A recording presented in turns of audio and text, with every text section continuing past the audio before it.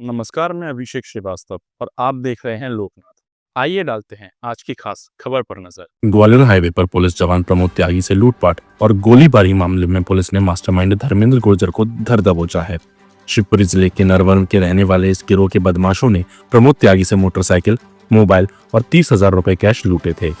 Police ने petrol pump के CCTV footage की मदद से 24 घंटे के भीतर इस वारदात का खुलासा किया। क्राइम ब्रांच और कई थानों की टीमों ने ऑपरेशन चलाकर धर्मेंद्र गुर्जर को गिरफ्तार किया, जिसके पास से लूटी गई मोटरसाइकिल, मोबाइल, बैग और कैश बरामद हुआ है। हालांकि अभी गिरोह के 3 साथी रिंकू गुर्जर, अंकेश गुर्जर और लाखन आदिवासी फरार हैं, जिनकी तलाश जारी है।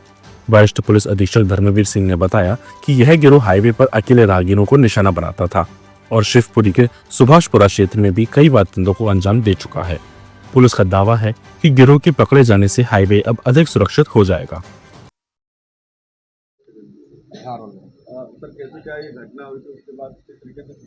देखिए, बहुत ही चुनौतीपूर्ण घटना थी।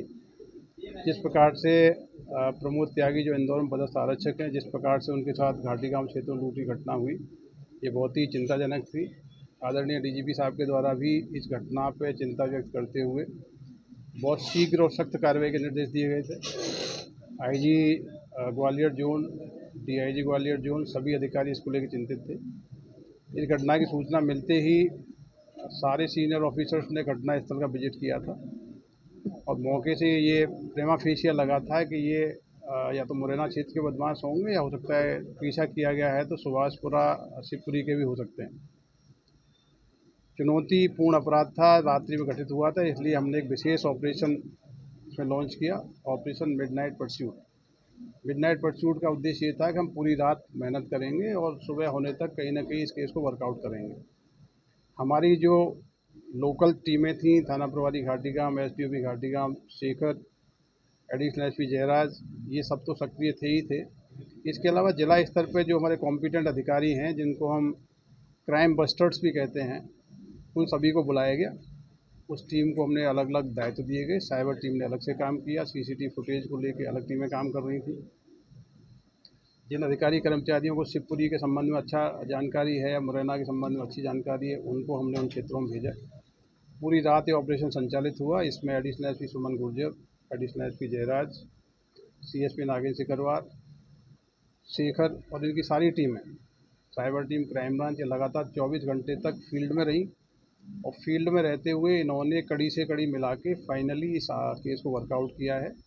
ऑपरेशन मिडनाइट परस्यूट बहुत ही सफल रहा है, जिसमें हमने 24 घंटे के अंदर इस गंभीर वारदात को न केवल वर्कआउट किया है, इसका जो मुख्य आरोपी धर्मेंद्र गुर्जर है, जो मगरौनी का रहने वाला है, उसको हिरासत में लिया है। आरोपी से पूछताछ करने पर पता लगा है कि इन्होंने 4 आरोपी थे जिन्होंने घटना की है। ये प्रॉपर्टी जो लूट की गई थी उसको पूछताछ पे, इन्हीं की शनाख्तगी पे एक कुएं के अंदर से बरामद किया है।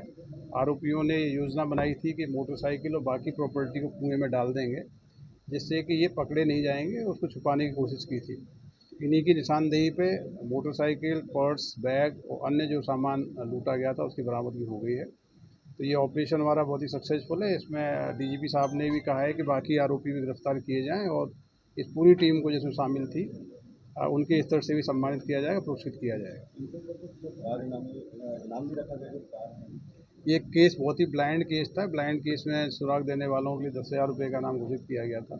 जो आरोपी अभी गिरफ्तार नहीं हुए हैं उनके लिए टीमें अभी भी काम कर रही है। मुझे लगता है जल्दी ही उनको भी गिरफ्तार किया जाएगा। ये जो आरोपी है धर्मेंद्र गुर्जर है, ये मगरौनी का रहने वाला है। बेसिकली ये खंडे का व्यवसाय करते हैं और ये एक गैंग के रूप में ऑपरेट करते हैं। जो हाईवे है, हाईवे पे लेट नाइट निकलते हैं। जो आइसोलेटेड मोटरसाइकिल चालक या ऐसा कोई टारगेट, सॉफ्ट टारगेट इसको मिलता है, उसके साथ सीना झपटी घटनाएं करते हैं। इस घटना के अलावा भी प्राइमरी पूछताछ में इन्होंने सुभाषपुरा थाना क्षेत्र में 2 वारदातें करना स्वीकार किया है। इनके पकड़े जाने से न केवल हमारी जो एक गंभीर वारदात थी वो खुलासा हुआ है, इसके अलावा सुभाषपुरा क्षेत्र की भी कई घटनाओं में खुलासा होने की संभावना है।